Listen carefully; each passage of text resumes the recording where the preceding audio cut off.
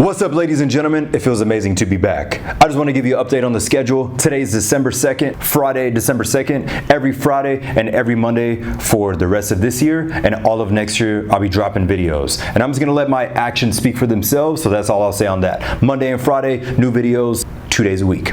All right, so today's topic. Today's topic is 3 ways to unfuck yourself. 3 ways to unfuck yourself. This is gonna be very straightforward. It's not based off the book. Yeah, that's a great title. Yes, that's a clickbait picture and all that, but in general, my intent with this video, past videos, and all future videos is to give you value that you can actually take action on, not just a bunch of fluff. So let's get started.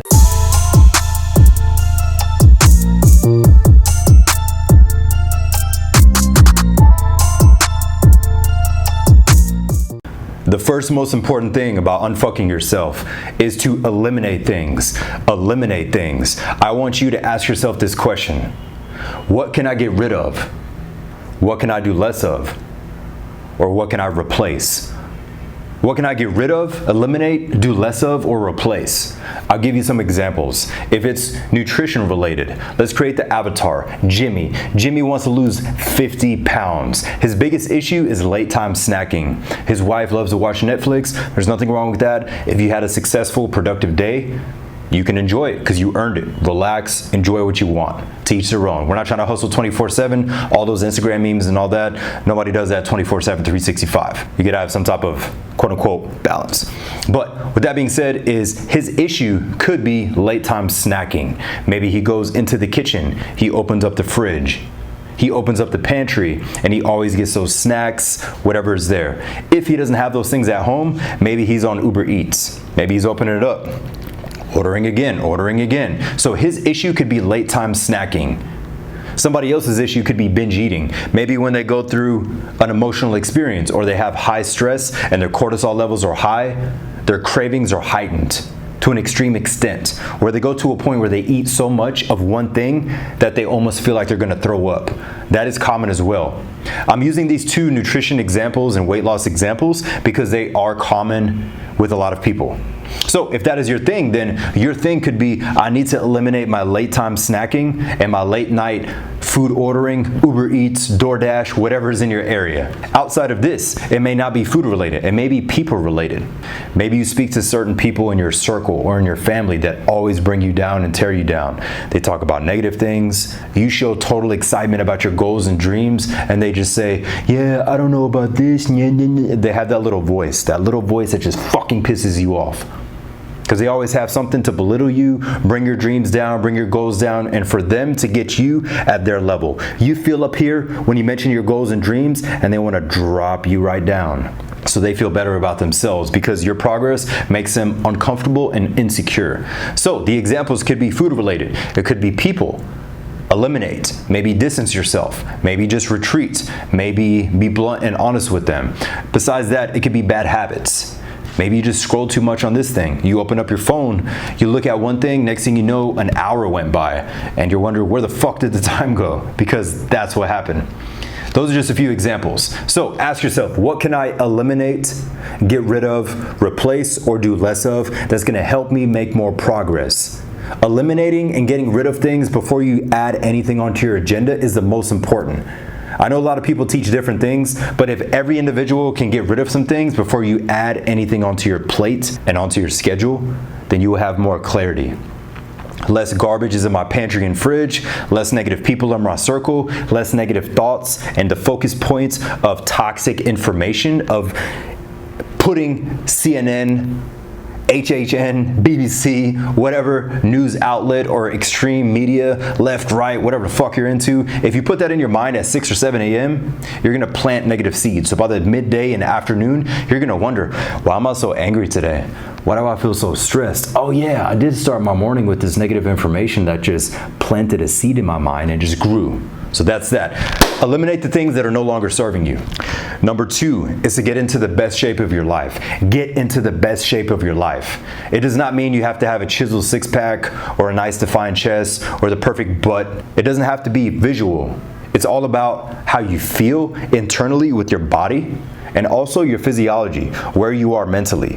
When you wake up excited about life, you have more energy, you have deep focus, you have clarity, you have drive, ambition, and that fire inside of you. That is something that cannot be replaced or killed or burnt out.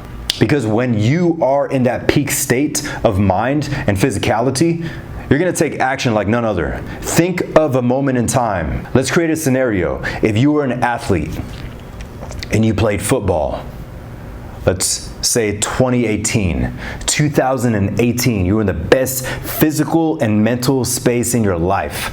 You're in amazing shape and you felt like you were crushing it in all areas of your life. You just felt like anything you touched fucking turned to gold, because you were just so on par all around in all areas. Personal life, finances, business, career, school, whatever you were doing at that time period. If you use that analogy and that example, I want you to create that version right now, but a much higher level. If you felt like you were at a level 10, then create the level 20.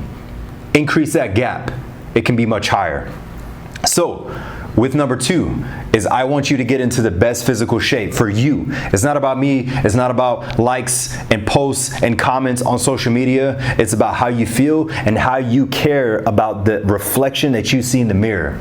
My question is, when you look in the mirror, do you love the person that looks back at you? Do you love the person that looks back at you? Or when you're brushing your teeth at 6 a.m. in the morning, in your bathroom, looking in your mirror, do you brush your teeth with your shirt on because you hate the reflection of your physique?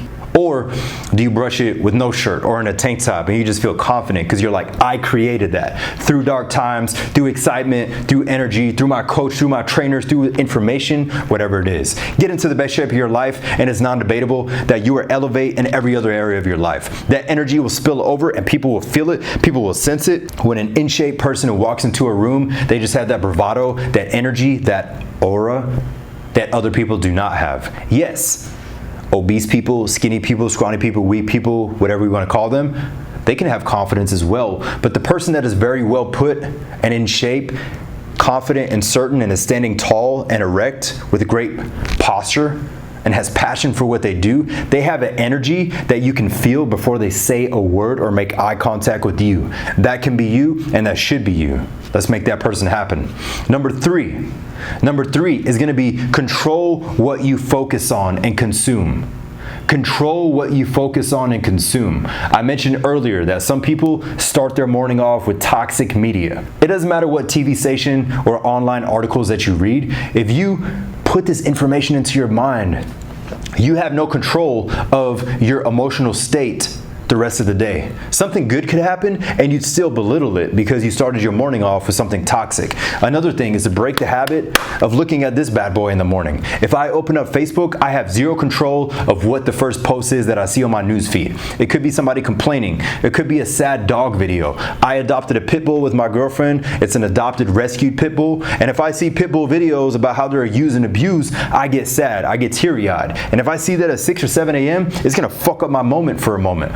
And 30 minutes later, I have a coaching call or a sales call. How am I supposed to show up at peak state when I just watch this shit?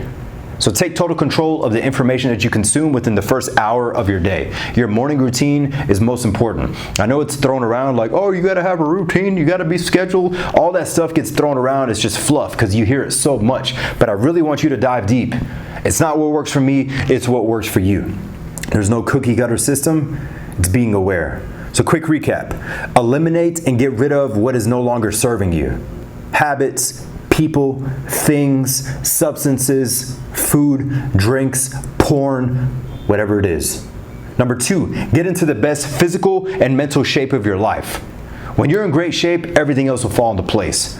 When you have this together, when you're proud of your presence will be felt. When you're proud of your presence will be felt. When you're insecure about your presence, your insecurities will be felt. And if you're in an interaction where you have to convince somebody or inspire somebody or sell something or something to someone, whether it's a product or service, if you're not secure and confident, they're gonna feel that. Sales is an energy exchange. If you come up from a low state, they're gonna make a decision based off that low state. If you're at a high, it is what it is. And number 3 is control what you focus on and what you put into your mind. What do you focus on?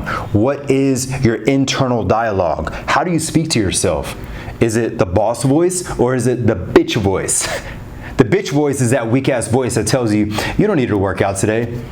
You need to hit snooze 5 more times. And then in an hour, you're gonna have high stress and high anxiety because you're late. And the rest of your day is fucked. Because your stress and anxiety is so high, you might even get a speeding ticket, speeding to work, or going to wherever you need to go, or logging onto Zoom, fumbling, thinking, oh my God, oh shit, my client's gonna, That's how you feel. We've all been there. It's time for you to make that change. These are 3 simple things that I want you to do and I challenge you to do. Besides that, I appreciate your help watching this. Again, every Monday and every Friday I'm gonna drop a video. I wanna start with this because you can unfuck yourself.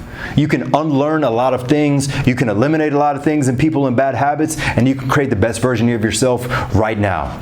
I want you to look forward. You've been wasting your potential long enough, so let's level up. I'm gonna continue to level up. My friends, my circle, my clients are all gonna level up. My question is, are you ready to level up? Or are you gonna keep talking shit and running in a circle? Choose wisely. Let's get it.